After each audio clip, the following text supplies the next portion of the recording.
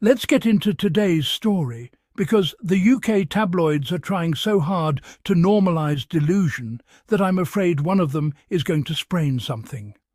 So the big dramatic question floating around is, will King Charles welcome Prince Harry back into the royal fold in 2026? And the answer is very simple. If 2026 is the year that the monarchy finally stops acting like an emotional burnout factory, maybe. But let's unpack the circus. The whole storm kicked off again because Prince Harry, in the most dignified and heartfelt way possible, wrote a letter for Remembrance Day titled "The Bond, the Banter, the Bravery, What It Means to be British." And listen, when Harry writes, he writes from the chest, not the PR office. The man poured his heart out with honesty, respect, and emotion.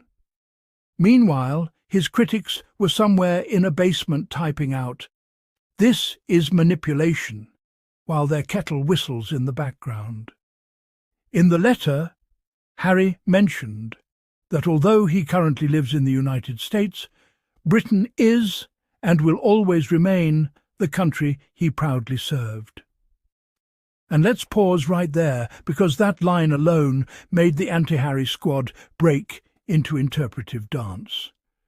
They immediately yelled, "See? He wants to come back!"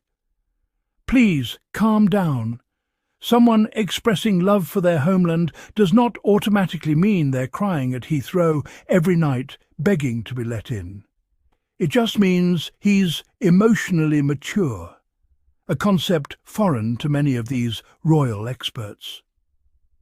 One of the loudest voices this week was Richard Fitzwilliams, a man who has turned the words royal commentary into a full-time dramatic monologue. According to him, Harry's letter proves he's in exile and full of regret. Now, let's talk about this word exile. Nobody exiled Harry. Meghan didn't exile him, the US didn't exile him, even King Charles didn't exile him. The only people who exiled Harry are the tabloids, and only inside their own fan-fiction universe. Richard says Harry has deep regrets. Meanwhile, Harry is in Montecito, smiling, living his best life, coaching at Invictus, raising two adorable kids, and waking up next to Meghan Sussex, the woman who still makes the entire British press break out in allergic reactions. If that is regret, then sign me up immediately. But here's where the narrative gets even messier. The commentator goes on to claim Harry regrets leaving because of his father's health. And let's be clear, Harry has shown empathy, concern, and love for his father repeatedly. He has flown across the ocean at a moment's notice. Meanwhile, the same commentators accusing him of not caring are the same people who mock him for coming home. Make it make sense. This is why the British press needs a national nap. Harry's letter didn't only honour veterans, it showed maturity, clarity and love for service. This man spent 10 years in the British military, actually served on the front lines, actually risked his life, actually supported wounded soldiers. Compare that to the royal experts whose battlefield experience consists of fighting with Twitter replies.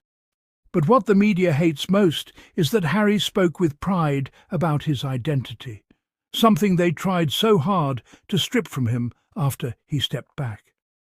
They wanted him broken, silent, and apologising. Instead, he stood firm and said, "This is who I am.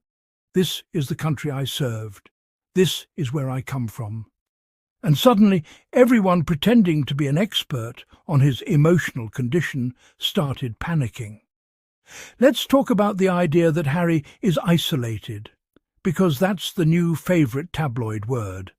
According to them, he's isolated in California, isolated from his family, isolated in a mansion with a chicken coop, a sprawling garden, endless sunshine, privacy, Meghan Sussex, and 2 beautiful children. Honestly, if that's isolation, then I think we've all been doing life wrong. Harry isn't isolated. He's selective, he's peaceful, he's focused, and he's surrounded by people who actually like him, a concept that's completely foreign inside palace walls. Now, back to King Charles. Will he welcome Harry back in 2026?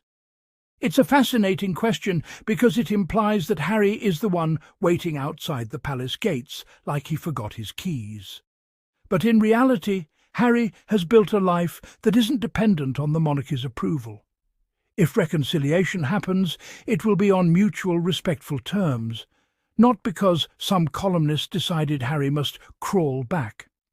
Let's be honest. The royal institution lost more by losing Harry than Harry lost by leaving.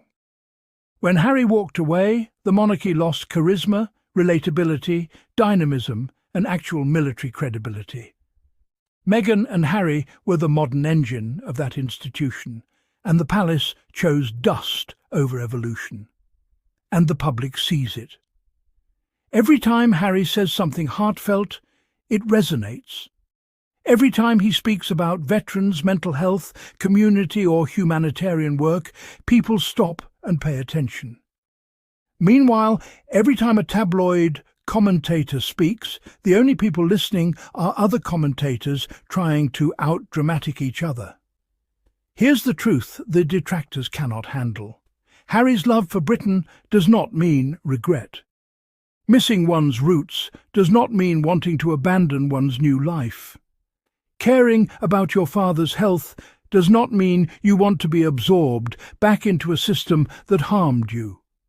You can love where you come from without wanting to relive the trauma. That is emotional maturity. That is growth. That is boundaries, something the monarchy famously struggles with.